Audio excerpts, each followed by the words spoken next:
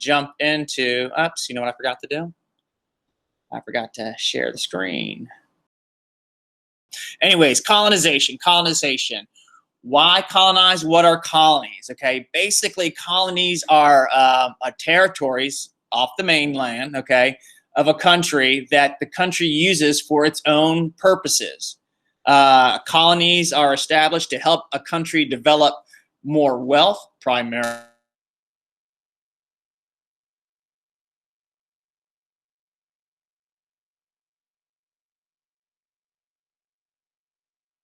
To help kind of expand a country's boundaries. All right.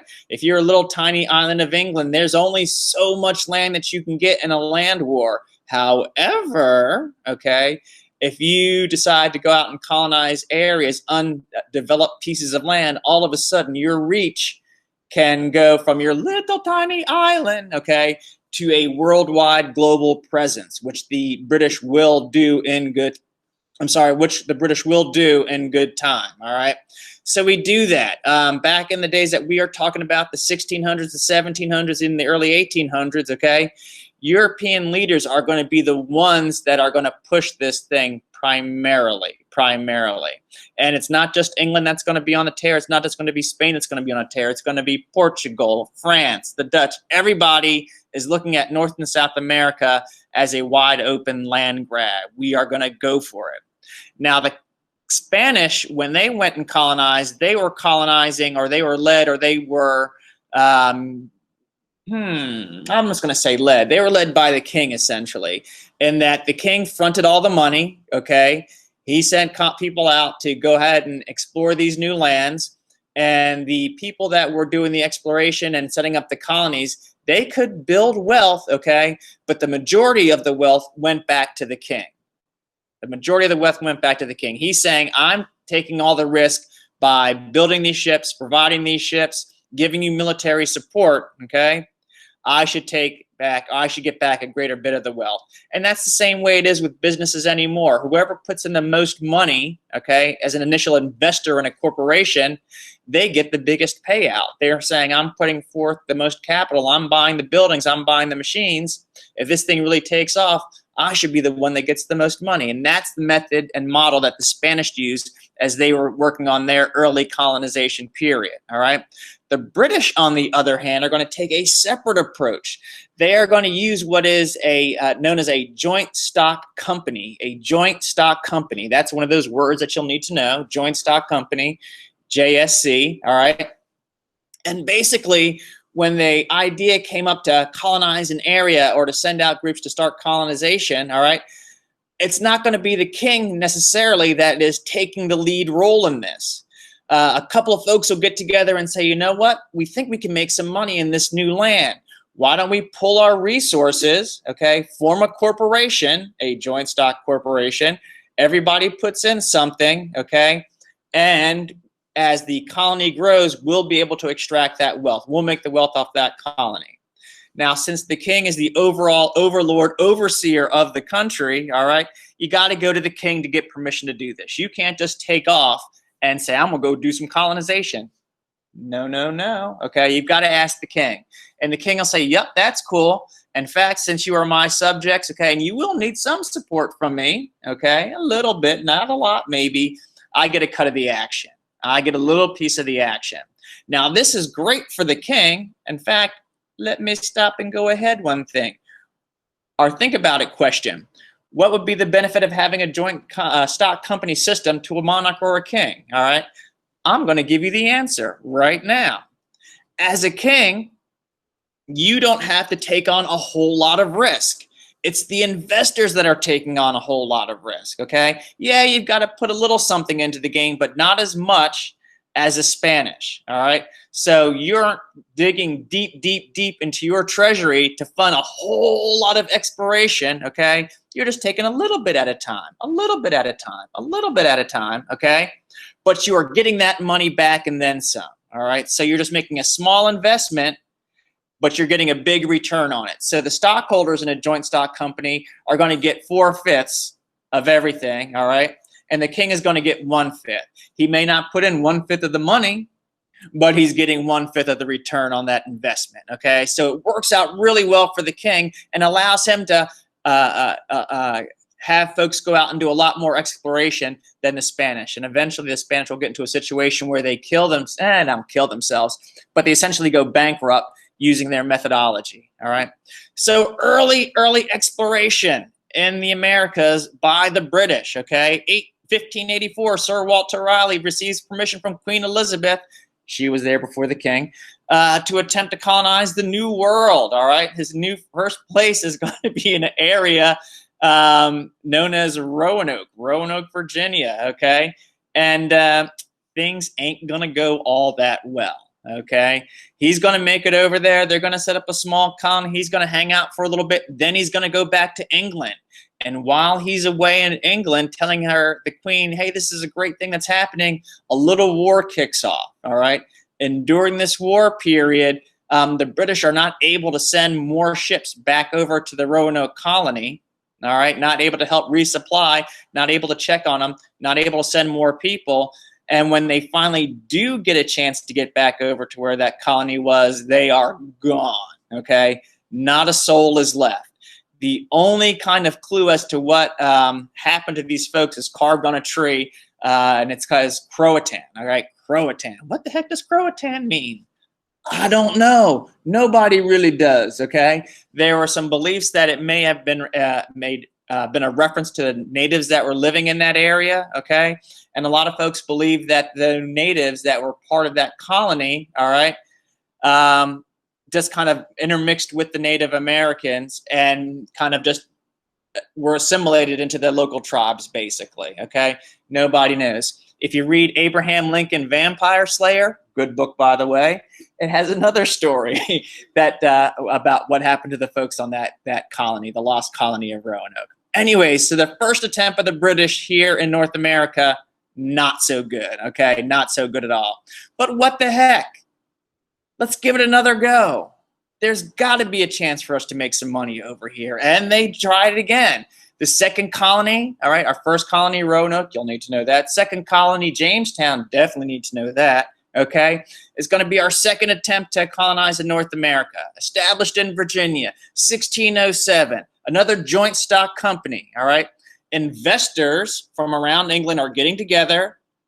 They are saying, yes, we want to do this, and we need to get permission from the king. The king says, boom, granted, all right.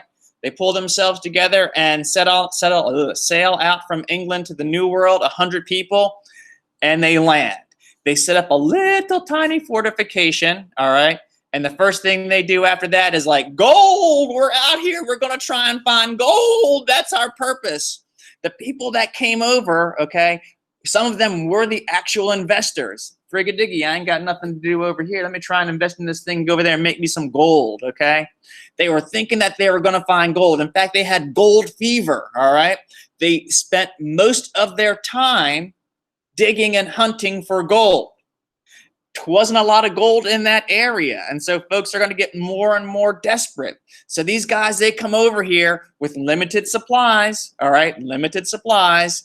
They are going to have conflicts with the natives because they're going to get a native. They're going to be like, where's the gold? Give me the gold. All right. The natives are going to be like, what the heck is he talking about? Gold? What is gold? Okay.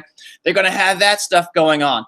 Of course, when you're coming from England to the United States, all right, in the area where they landed, it was very swampy, very muggy, and there's going to be some sorts of diseases that they're not used to, and folks are going to get these diseases. They are unprepared for the trials and tribulations of living in a new and strange land. All right, it's like if you took me, Mr. Johnson, and dropped me in a equatorial, like in Peru somewhere, okay, with a few things, I ain't gonna do too well. All right, will I last for a while? Yeah. How long? Who's to say? All right, that's basically what happened with these guys. They figured they would come over here, find gold really quick in a couple of days, get as much as they could, turn around and go back home. And that didn't happen. All right. These guys are out doing everything. And while they're out trying to find gold, again, conflicting with the natives, things are going to start falling apart in the colony. Really bad. But then John Smith arrives, okay? He arrives in 1608, 1609, in that time frame, all right? And he's going to be the head of this colony. He's going to take charge of everything, and he is going to work to put discipline and order back in the colony, all right? He's going to say every colonist is required to work 4 hours per day. Not 4 hours doing their own thing and hunting gold. No. 4 hours working on the crops. 4 hours working on fortifications. 4 hours building structures, okay? And he's saying, you know, we've got limited supplies here, and if you don't work, you ain't going to eat, all right? That's his whole thing. And eventually things will start to turn around, all right? Things will start getting more organized within the Jamestown colony. The fortifications will be finished. There'll be housing for everybody, okay? You're not just living under a tarp waiting for the sun to come out so that you can go ahead and try and find gold. He is going to get injured and be forced to return to England, okay? And he is going to leave on a ship that arrived around August 1609 with 300 new people, which is great. Our numbers are getting bigger. The more people we have, the better chance we have against kind of the crazy odds around us, okay? Now, unfortunately, these 300 people lost a ship that had all of their extra food and supplies. So now you've got 300 mouths to feed. You've got your leader heading back to England because of an injury. And you've got folks that really just aren't 100% sure as to what's going on. This is going to lead us to what is known as the starving time. The starving time, all right? We're looking at the winter of 1609 through 1610, all right? So December 1609 through like March of 1610. Disease is going to run rampant, okay? Things like flu, pneumonia, all right? Dysentery, run rampant through the settlement, all right? People are going to start dying in droves. Large numbers of folks are going to die. By the time the winter ends and we get to like that March time period of 1610, remember we had 300 people at the beginning. We're going to be down to 60, okay? We are looking at massive die-off inside the colony, something that essentially would cause everybody to say, you know what, I'm done with this piece, all right? We are out of here. I've got a great video linked over here, okay, about the starving time, which talks a lot about what happened during that time period. And there's also a really neat magazine article that talks about that. Now, Mr. Johnson, you may be asking, how did those 60 people, how did they survive? Well, they survived, and I would say it's a very good question. Now, they survived in a variety of ways, okay? Yes, you're going to fight for that last little bit of scrap of food, okay? You're going to eat insects. You're going to eat rodents. You're going to eat whatever vegetation you can find. And when things get real bad, guess what? You're going to eat each other. Yes, cannibalism. Cannibalism was a thing in a Jamestown colony. Well, Steve over there is dead. I'm pretty hungry. Guess I'm going to eat Steve's arm, okay? That kind of a thing is going to happen over there. So that leads us to our next think about it question. How rough would life have to be, all right? How life would rough would life have to be for you to resort to eating somebody? It's not the first time that this is going to happen in this country, okay? And it's not the last time this is going to happen in this country. How bad does it have to be? And if you found yourself, God, I hope it never happens to you, but if you find yourself in a situation where you've got to eat somebody, okay, you've got to resort to cannibalism, what hot sauce would you use, okay? Because you got to have hot sauce. You're going to use Texas Pete, you're going to use Sriracha, Frank's, Tabasco. What hot sauce would you use? You know what? I'm going to check and see what hot sauce people would use if they had to cannibalize their cousin or their next door neighbor.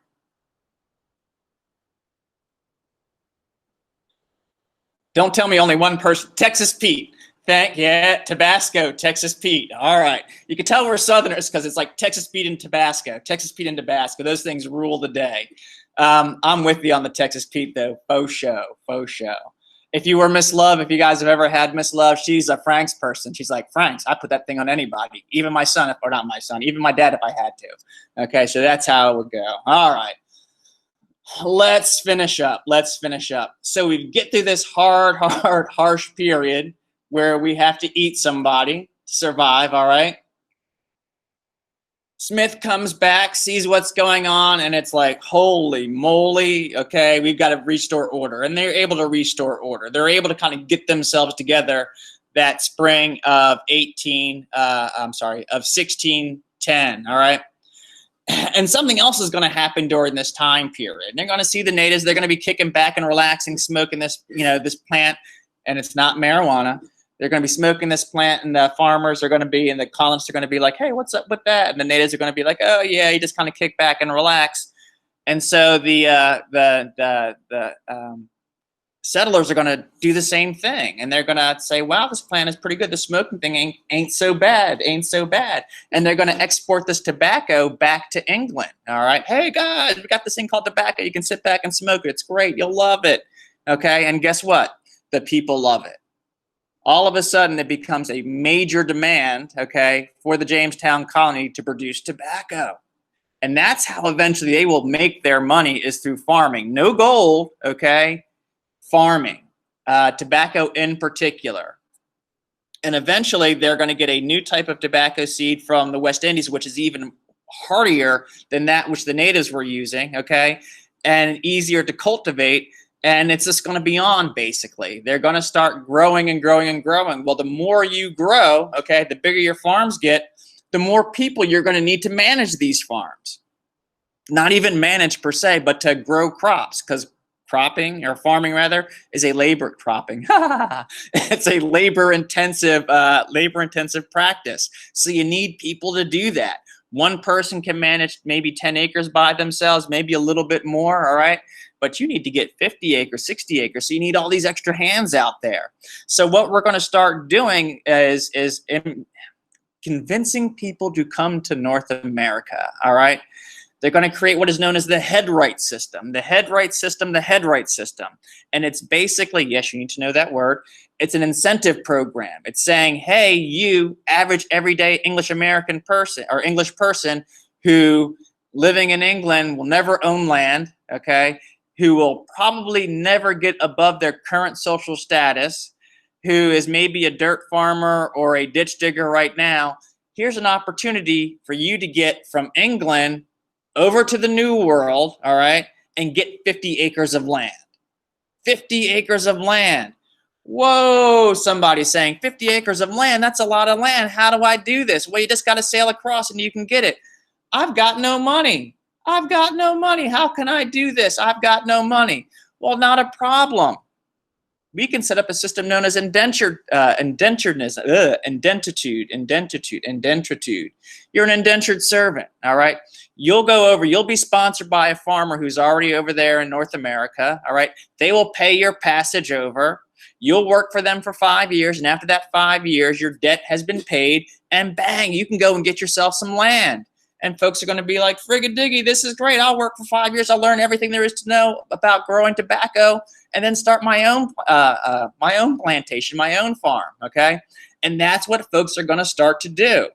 We're even going to get Africans initially involved in this from 1619, who are, some are going to be indentured servants, but that will change really quick. That's another story for another time, okay? But that's how they start to get people over here, by enticing them through the possibility of owning land after working for a little bit of time period, all right? So you get that going on. And this is great because you're getting a lot of laborers over here.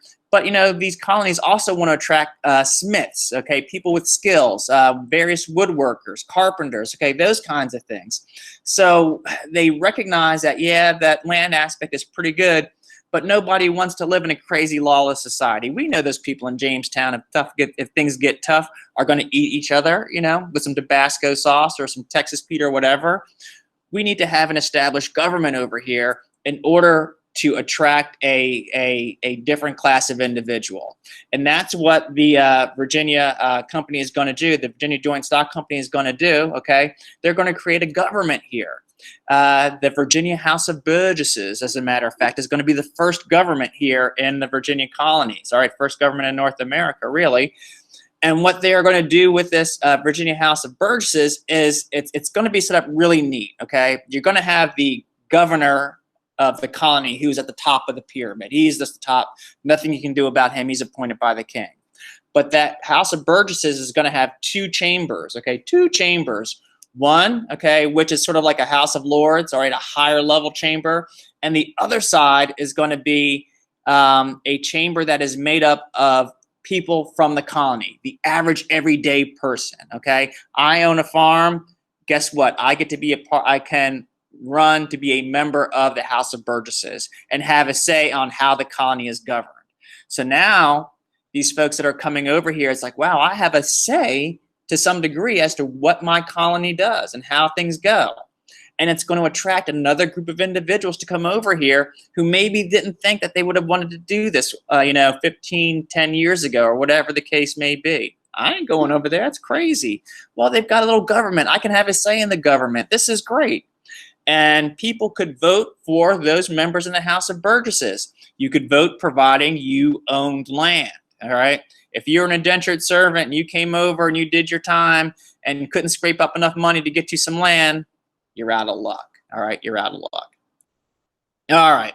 So after a while, things are going to go okay. By the time we get to the 1670s, however, former indentured servants that didn't have enough money to get land, okay, they're going to kind of move a little bit further out west from the main colony. We got the colony that's at the head of the James River, okay, and you're going to have to go further away from the center of the colony to get where there is free or low-cost land. And the further away you go from the center of the colony, the further you go into Indian territory, and that's going to cause all sorts of conflicts, all right? The governor of the Jamestown Colony is not going to like that, and he's going to kind of put the kibosh on that from happening, and he is going to start charging folks a lot more for support, for building defenses, all right? So if you're a average common person, all right, you are out here feeling neglected because you can't get any money. You're getting taxed, and you're also getting taxed. I've got no money, and now you're taxing me even more for what little bit I have, okay? Taxed more by the governor to help pay for defenses. Well, if you let me get land closer in, I wouldn't have to go so far away. You're not making any sense here, governor. Okay, you're not making any sense here, people. And so what's going to happen as a result? You're going to get a gentleman by the name of Nathaniel Bacon, who is going to be out there amongst his people on the western part of the colony, and he's going to be like, y'all, this doesn't make any sense. We're getting taxed by the government. We don't necessarily have a say. We are being taxed without having any representation. Remember that theme. And, it's just not fair. We've got to do something. And Bacon and his boys are going to do something, okay? They're going to cook on into town. Aha, cooked bacon. You like how I did that, don't you? They're going to head into town, all right? And they're going to demand some changes. And they are going to chase essentially the governor out of town, all right? He'll go, oh, here come these Bacon guys. Oh, it's not good. It's not good. And he's going to take off. Now, eventually, army will be raised. Bacon's group will be put down. Bacon will be jailed, okay? But we've got a situation where we see folks who are being taxed and mistreated by the government are stepping up to do something about it, all right? And there's going to be a couple of fallouts as a result of this whole thing with Bacon's rebellion, all right? Again, he's going to die of illness later on after he's been arrested. But the impact is that King Charles, okay, he is going to recognize that, these colonies, things aren't all hunky-dory, that there's some things going on. Now, unfortunately, he is not going to say, ooh, it's strictly bad leadership, let me change the leadership. He's going to look at the colonists as rabble-rousers, all right? And the only way to deal with the rabble-rouser is to put my foot down, is what his approach is going to be. The end result, okay, is going to be greater military presence here in the colonies. And that's not going to go over well, as you guys know. All right.